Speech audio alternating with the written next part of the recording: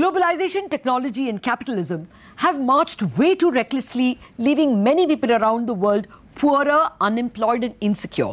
The educated middle class, who hitherto fought against Western interests, have become part of the elite. The rise of right-wing nationalist leaders like Donald Trump is the common man's way of showing his anger against elites and liberals. Populist leaders like Trump and even India's RSS direct this anger wrongfully against minorities and immigrants. So how does one preserve the benefits of free markets and globalization and yet provide a sense of security to those threatened with job losses like the US factory worker and the Indian farmer? That's the theme of Raghuram Rajan's new book, The Third Pillar.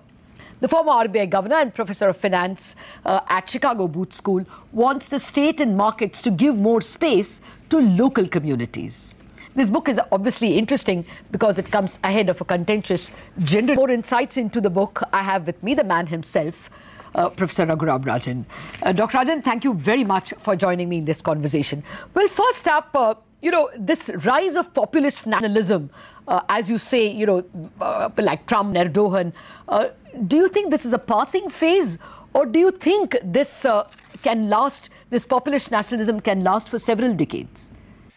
I don't think it's a passing trend. I think what we have to worry about is that it creates forces that are beyond those of its leaders and eventually can become very destructive, especially because populist nationalism often looks for enemies, both internal and external, to survive. And so my sense is that what we have to be very wary of is this trend of populist nationalism leading to something much worse, conflict between countries, for example. And that could set back the world significantly at a time when, in fact, we need global solutions to many of the problems we have, such as climate change, as well as aging populations in the West. So in that sense, the consequences of populist nationalism that we will come to rue at some point could be long-lasting. That is why I say we have to be very wary, even if the fascination with populist nationalism lasts only for a while. The consequences could be quite detrimental. Okay. I will come to the global problems in just a minute, since you talk about reordering and reorganizing of institutions like the IMF. But first, let me come closer home to India. Here as well, we have seen the rise of Hindu nationalism as an answer, because a prior period of elitist answers have only created or have created a lot of crony capitalism. Do you think that this is a very big threat in India, the rise of Hindu nationalism? Or do you think that even this will be checked by the country's pluralism? Well, I think India has many strengths. And one of the strengths that I allude to in the book is its democracy, that India's democracy often comes up with the right answers. So we have an election coming in the next few months, and the message that the wider population wants to send will, in fact, be seen in that election. I mean, India is a varied country with a very diverse population. We have maybe the second largest Muslim population in the world. We're competing with Pakistan on that. And we have many other religions represented, many ethnic groups. To some extent, we need a real civic sense of nationalism, that we're all Indians and we all are Indians because we have a common set of values. And anything that subverts that, I think, becomes problematic on whichever side. And to that extent, I think we need to think about what kind of India we want going forward, and that will stand us in good stead. Okay. Well, when you were speaking about populist nationalism and whether it's a passing trend, you said that it might harm institutions even if it stays only for a short time. I expected in your book that you will discuss about the central bank, because both in the United States and in India, there have been attacks on the central bank. Do you worry about that institution in particular? Well, I would take it more broadly. I think that a whole variety of quote-unquote elite institutions are under attack in a variety of countries. And I think some of this is because we took for granted that there was broad popular support for the institutionalization of various policies. And of course, when a large fraction of the population feels left out, when they elect their champions back into power, those champions essentially take it upon themselves to attack the elite. I mean, in India, it goes to the point of attacking the Lutyens' Delhi, as it's sometimes called. In the US, it is about attacking the elite in Washington or New York.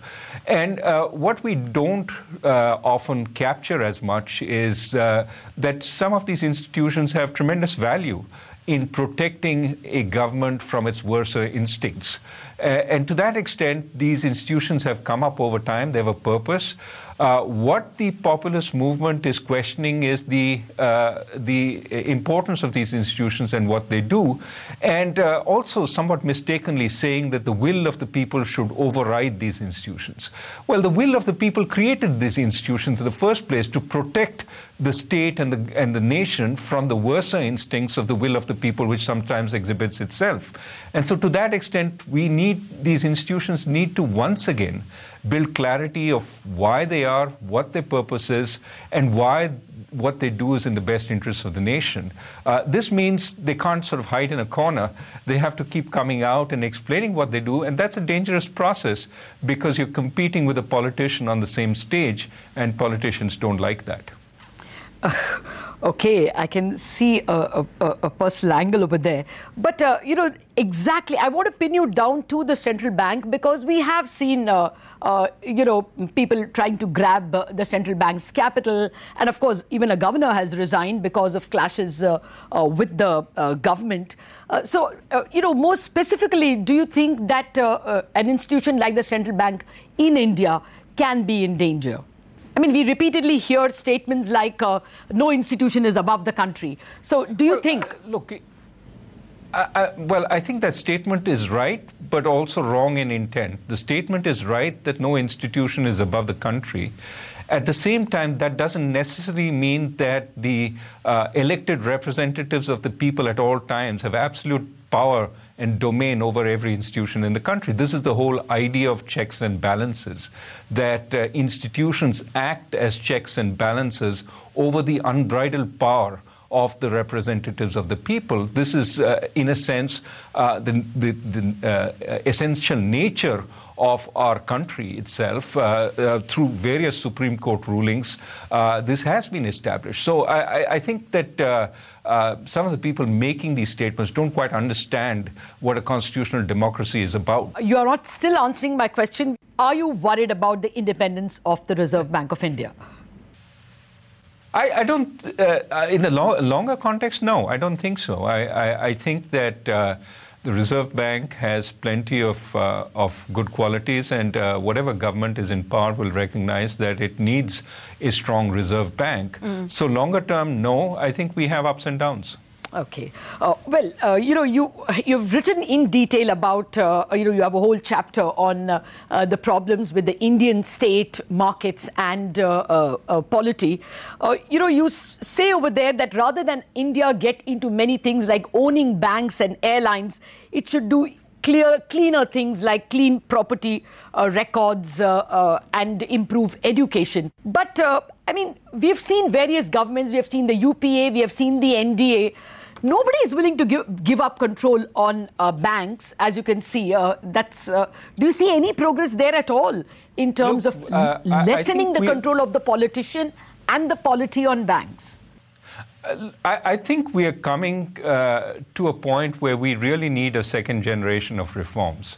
The reforms that were carried out by Dr. Manmohan Singh and Mr. Narasimha Rao in the early 1990s were big reforms. We're coming to the end of the benefits from those reforms. Not yet, but soon.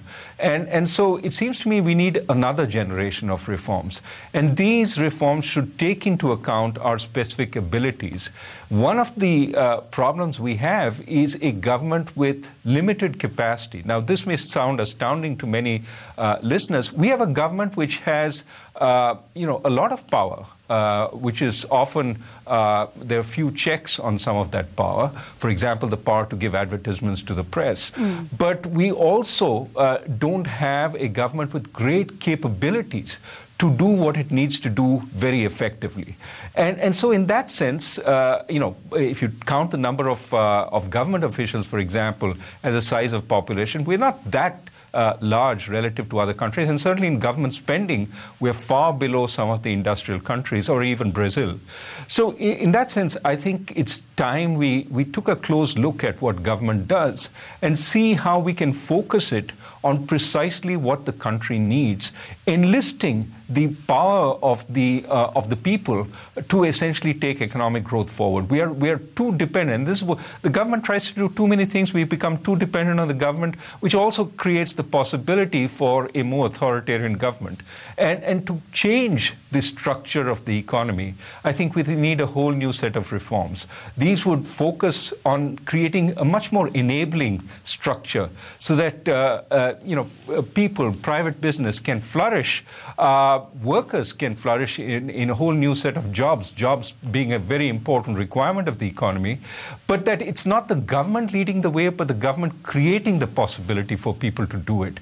And that's why focusing on things like how do we improve the process of land acquisition so that it's both fair but also rapid, so that we can unleash construction, which would be a very big boon to the country, both in jobs, but also in the activity that would foster both in manufacturing as well in services. So we need to think about an enabling government rather than a government which tries to do a lot of things, many of them very poorly. Oh, yes, you have spoken about how construction helped, employment in China, and that should be one sector India could concentrate on. But really, if you got a shot at being finance minister or policy maker, what would your top 3 policies be? Well, I think there are short-term issues. A number of economists, of which I was one, have put together a set of policy ideas, and they're out there for anybody to read. They're coming out in a book. But let me say very quickly that certainly I would focus on short-term actions that could put a lot of projects back on track that are still stuck, clean up the banks as quickly as possible and set them back on credit growth, some of which is happening. And third, try and find 2 or 3 key reforms which could unleash growth. Certainly one of them has to be how do we revive agriculture in a way that reduces distress. A second would be this issue of land acquisition. Can we learn from the best practices of the states and find methods that seem really fair, and in a sense also give states freedom to pick the method that works best for them so that we learn from each other's experiments, land acquisition, bank cleanup, as well as trying to find some key policies that would revive agriculture. These would be top priorities. Okay, well, to repeat a question I've asked you before, have you been approached by any of the parties to take up a policy-making position if they were to win? No, I think it's really premature to have these discussions. I really think that this is an important election for India, and I also think we need a new set of reforms. I'd be happy to push those, ideas, and in fact, we are trying to do that more broadly to anybody who listens.